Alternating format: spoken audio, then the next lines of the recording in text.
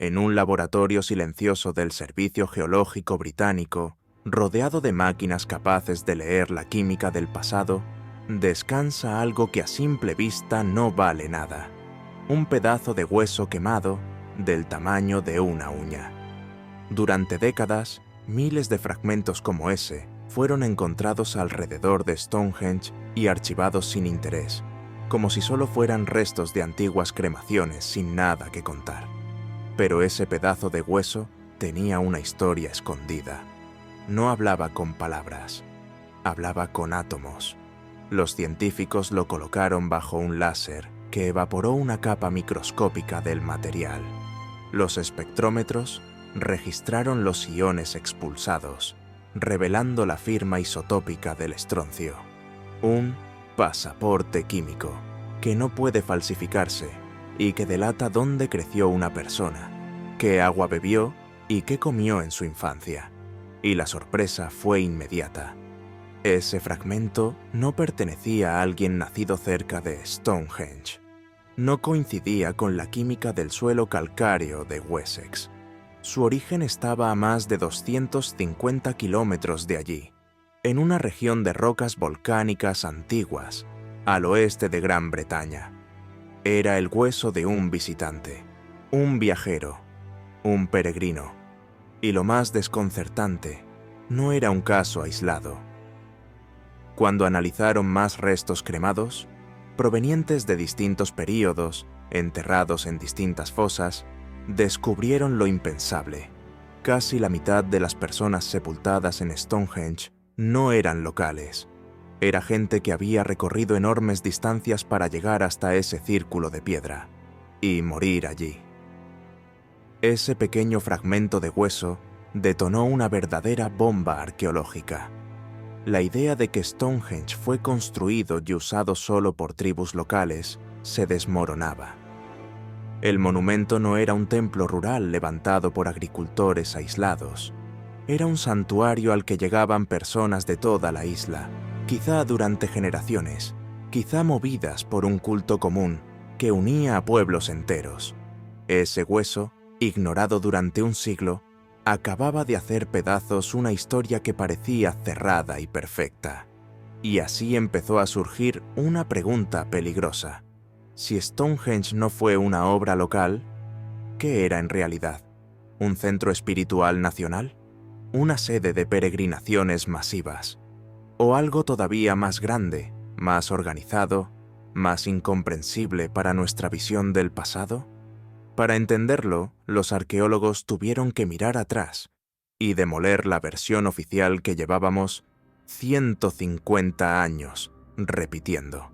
Durante siglo y medio, la historia oficial de Stonehenge encajaba como un puzzle perfecto. Decía así: comunidades agrícolas del sur de Inglaterra, ingeniosas pero provincianas, levantaron un gran templo para su propio calendario ritual. Las piedras grandes, los sarsen, venían de Marlborough Downs, a unos 30 kilómetros. Una gesta dura, sí, pero regional, posible con trineos de madera, rodillos y cuerdas. Las piedras pequeñas, las azules, eran el toque exótico, doleritas y riolitas traídas desde las colinas de Preseli, suroeste de Gales, a 250 kilómetros. Durante décadas se discutió si un glaciar las había depositado amablemente o si manos humanas las habían arrastrado por tierra y agua, incluso aceptando la opción épica: canteras prehistóricas, megalitos semiesculpidos, balsas en estuarios bravos. El relato seguía siendo doméstico. Gran Bretaña Occidental ayudó a Gran Bretaña del Sur. Punto.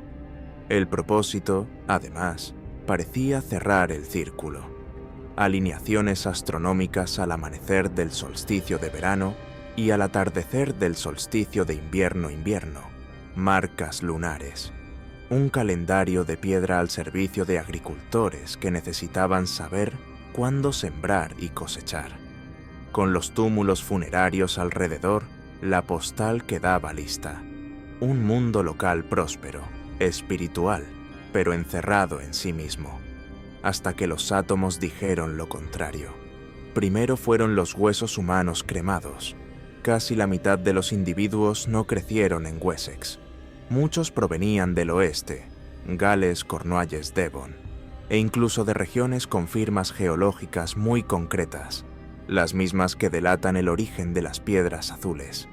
Es decir, personas y megalitos comparten ruta. No hablamos de visitantes curiosos, sino de peregrinos recurrentes a lo largo de siglos que eligieron Stonehenge como lugar para acabar su vida ritual. Eso no describe un templo vecinal, sugiere un panteón de alcance insular. Luego llegaron los huesos de animales en los asentamientos que orbitan el monumento, especialmente en Darrington Walls.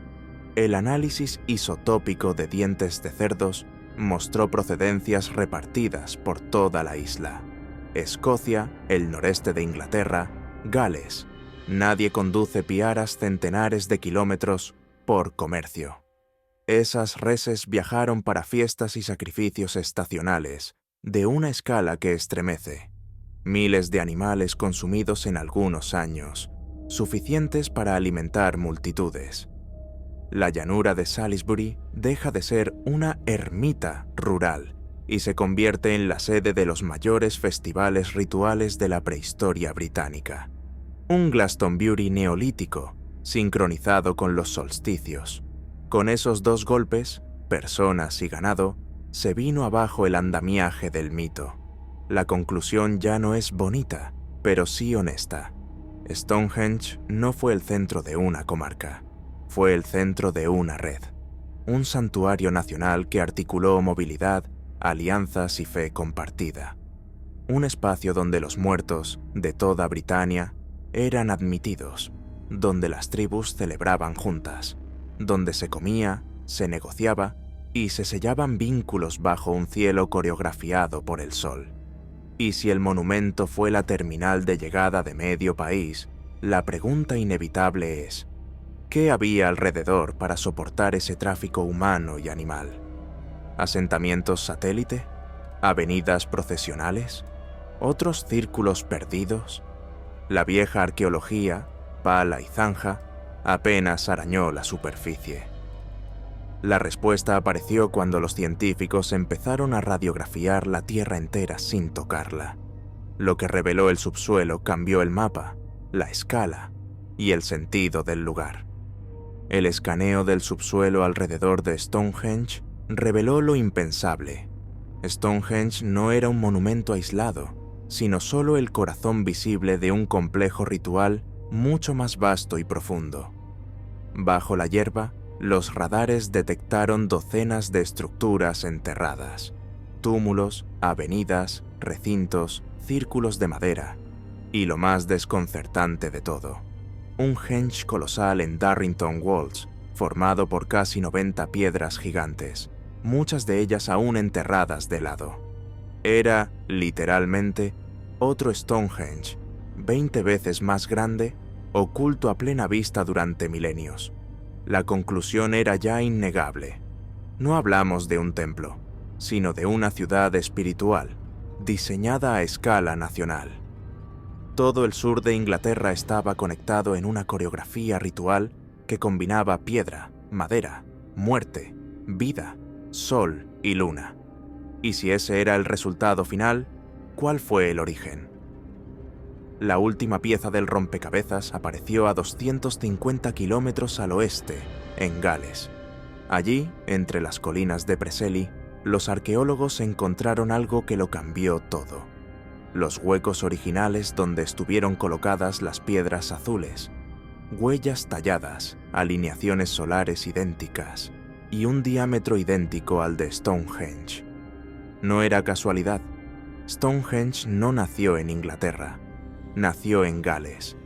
Eso significa que las 80 piedras azules no fueron simplemente transportadas. Fueron desmanteladas, desmontadas piedra por piedra y llevadas a otro territorio. No era solo ingeniería, era ideología, era identidad, era fe. ¿Por qué alguien movería su templo más sagrado a 250 kilómetros de distancia? Las hipótesis son tres. Colapso ecológico, un territorio que ya no podía sostener a su población. Conflicto, un exilio ritual para evitar profanación. Unificación, mover el templo para crear un centro común para todas las tribus de la isla. Esta última teoría es la que más encaja con todos los datos. Gales no fue derrotado ni desapareció, se integró. La gente llevó lo más sagrado que tenía, sus dioses de piedra. Stonehenge no fue un invento local, fue un proyecto nacional siglos antes de que existiera el concepto de nación. Eso convierte Stonehenge en algo muy diferente a lo que creíamos. No era un calendario agrícola, no era un templo local, no era una obra imposible de primitivos. Era el símbolo de la primera unión cultural de toda Gran Bretaña, levantado por manos que cruzaron ríos, montañas y mares para mantener vivo un legado. Y sin embargo, falta la última pregunta, la que ningún radar, espectrómetro ni zanja puede responder.